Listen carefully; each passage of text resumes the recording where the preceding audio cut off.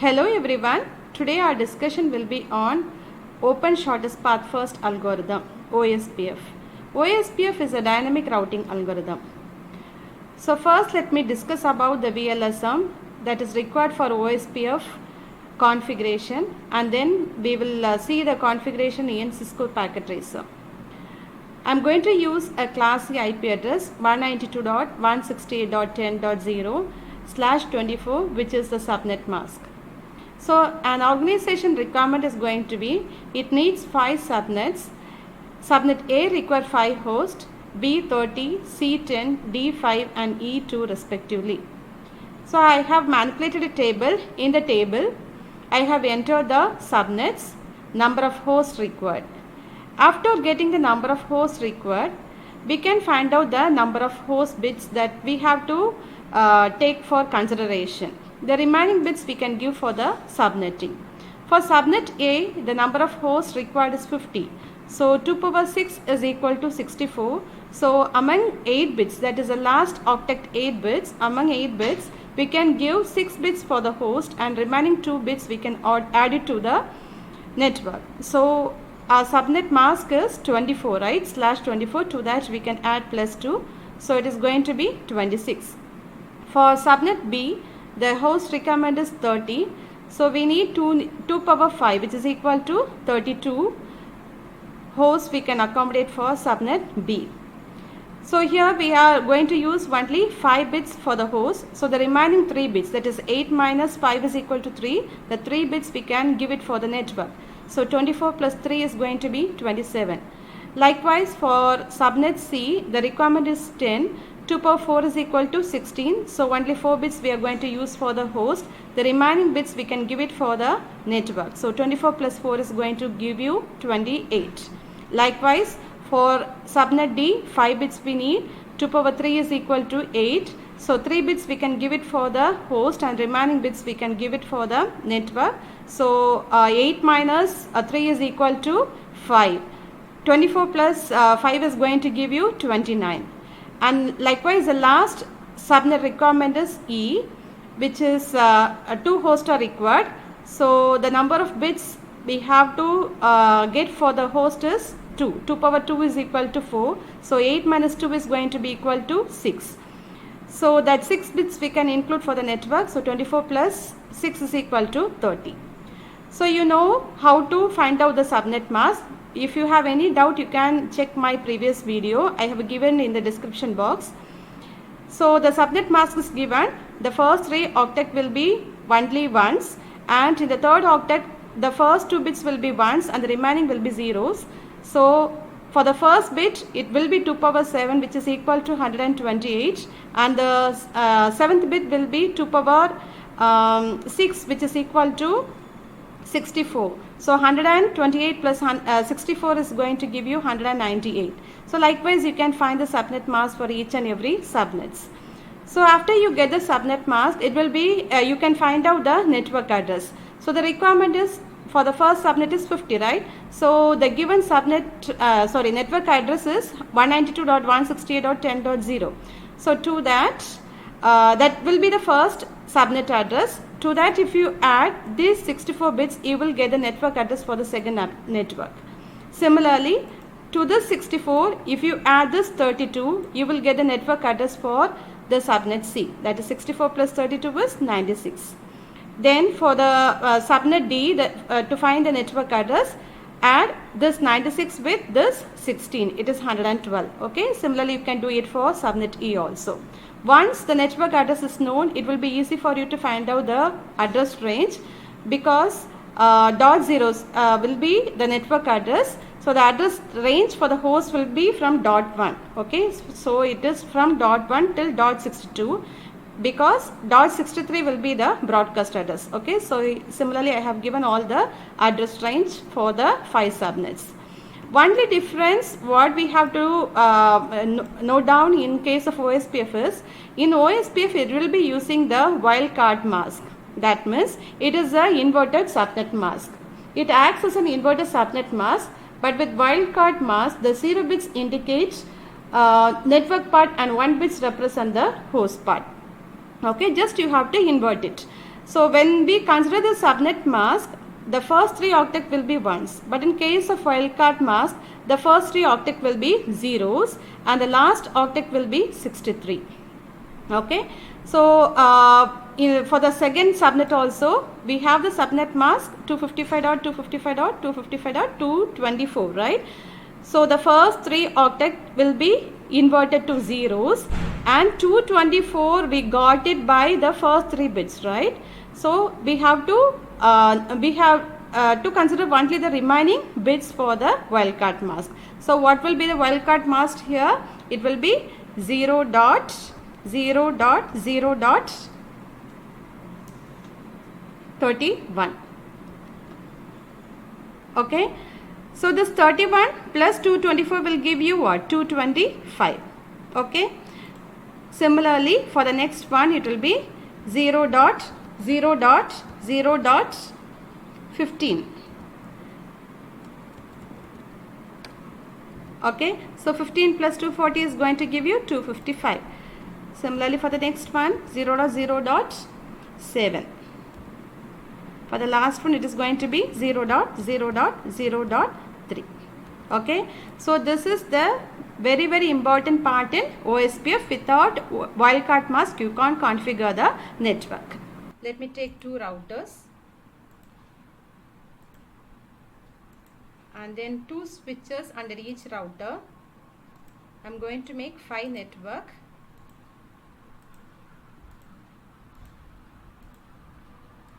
And then we will choose the end devices.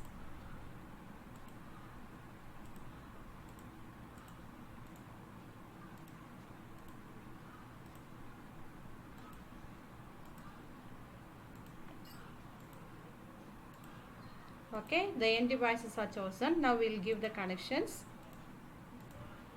We will connect the switch on the PC.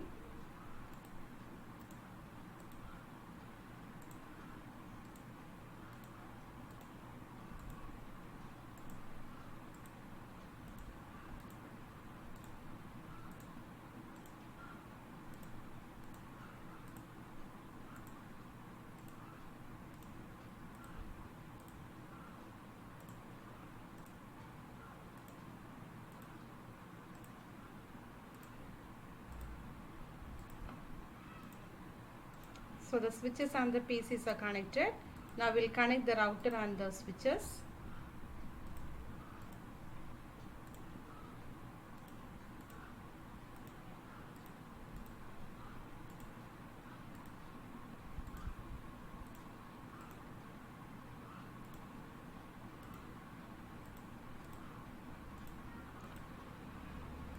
Finally, we will connect the routers. So I am going to choose a serial connection. So I need to add serial port. Click on the router. Choose the module. Before the switch off, choose the module. Drag and drop to the slot. Switch on. Next router. Switch off. Choose the module. Drag and drop. Switch on. Now we can choose the serial connection. Okay, so totally we have 5 networks. Let me give a note for each and every network. The network ID is going to be 192.168.10.0. Next one will be .64. We are using the VLSM concept. Third one will be .96. Fourth one will be .112. Fifth one will be .120. So we will now assign the IP address for the PCs. Choose the PC. Go to the desktop. Choose IP configuration. Give the IP address. Here it is 3. Subnet mask is 192. Default gateway will be this one will give us 2, so the first PC will have .2 and the default gateway will be .1. Close it. Next PC dot 3, subnet mask will be 1.192, default gateway will be dot 1, close it. For the next network it's dot 64, default gateway will be dot 65, this will be dot 66.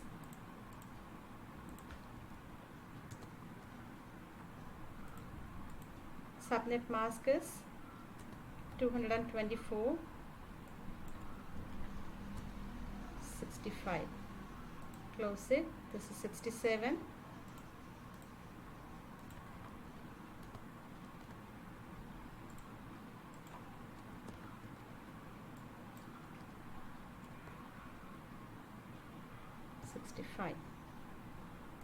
Close it. Third network is dot 96, default gateway will be dot 97, so here it will be dot 98.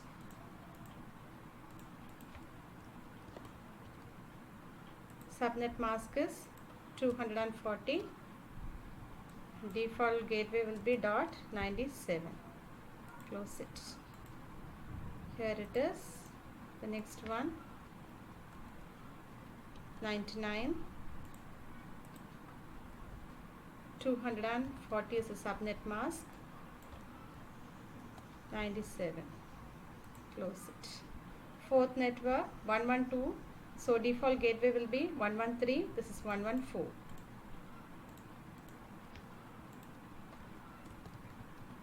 Subnet mask is 248,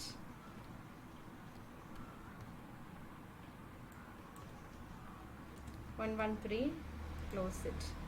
The next one will be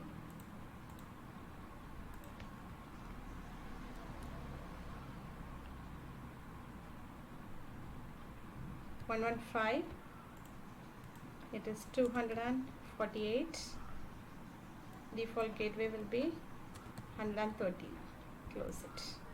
So the last network is dot 120. In this,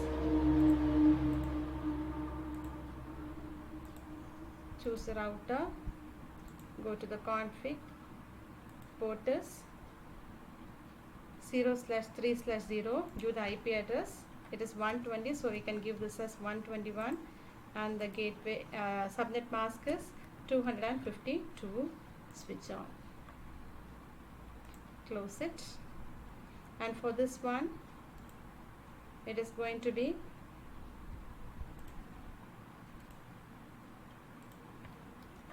122, subnet mask is 252, switch on. So the link is up. Now we have to make the link between the router and the switches up. So choose the router, go to the gigabit 0/0, the gateway will be dot 1, subnet mask is 192, turn on. And the next interface is, this interface is 0/1, so here the default gateway will be dot 65, and the subnet mask is 224, turn on. For the next router, gigabit ethernet, here it is dot 96, so the gateway we have considered as dot 97, subnet mask is 240, turn on. Next one is gigabit 0/1, here it is 112, so the gateway will be 113, subnet mask is 248, turn on. So now we have assigned the IP address for all the PCs and the links, that means the interfaces. Now we are going to perform the multi-area OSPF. So for that, click on the router, go to CLI. Okay, so we have to teach the router about the protocol that we are going to follow. Okay, so we are going to use OSPF, right? So router OSPF 10 is the process ID, any process number you can give. Here I have given it as 10. Okay, now to this router we have to teach the network that is connected with the router. Okay, so the command is network followed by the network ID. The first network ID is 192.168.10.0, followed by the wildcard mask. Okay, so since we are discussing about wildcard mask, here it is. Wildcard mask we have to give 0.0.0.63 followed by the area. Area I'm going to give for this network, I'm going to give the area as 1. Okay, so now the difference between the single area OSPF and multi-area OSPF is, in case of single area OSPF, all the network will be in the same area. For example, they will be in area 0. But in case of multi-area OSPF, only the backbone will be area 0 and the rest of the network will be in some other area. So for this configuration, I am going to consider this network as area 1, this one as area 2, third one as area 3, area 4, and this backbone is area 0. So the backbone is the network to which all the rest of the networks will be connected. Okay, so to this network only all the other networks are connected. So this will be area 0. So we will teach a router about the next network, that is .64. Okay, I'm going to make the changes. It is .64 and the wildcard mask for the network is 31 and it is in area 2. Okay, and then the third network one is this one, right? So I'm going to make the changes. It is 120 followed by the wildcard mask. Wildcard mask is 3 and area is 0. Okay, so now this network knows about the router, knows about the network connected to it. Okay, so now we'll teach the next router about its network. So go to CLI, okay, and give the routing protocol. We are going to use OSPF and the process ID is 10 I am going to give. So the commands are network IP address, it is 192.168.10.96 followed by the wildcard mask. Wildcard mask for .96 is 0.0.0.15. Okay, followed by area. This one I took as area 1, this is area 2, so I'll make this as area 3. Okay, so for the next one is the next network, right? So the next network is 112. Here the wildcard mask will be 7.7 and the area is 4. Okay, and the third network connected to it is 120. So here the wildcard mask will be 3 and the area is 0 since it is a backbone network. Now let us check whether there is some communication between the PCs. Okay, whether we are able to send data from one network to another one network. So let me check. It is failure for the first time. We'll check it for the second time. We got it successful. So this network is able to communicate with this network. Okay, so now we'll check whether this network is able to communicate with this network. Failed. Let me check for the next time. It is successful. Okay, so we'll see whether PC0 is able to connect with PC7. Okay, second attempt, we'll check. It is successful. Okay, this failure is because since it is a dynamic routing, the router may take some time to update its routing table. Okay, so hope you have understood. Make sure that the difference between single area OSPF and multi-area OSPF is the area in which the networks resides. In case of single area, all the network will be in the same area, but in case of multi-area, the different networks can be in different area, but they should be connected to a backbone. So backbone network will be having the area 0 and backbone network is a network where to which all the rest of the networks are connected. Okay, hope you have understood this concept. Thank you for watching this. Bye bye.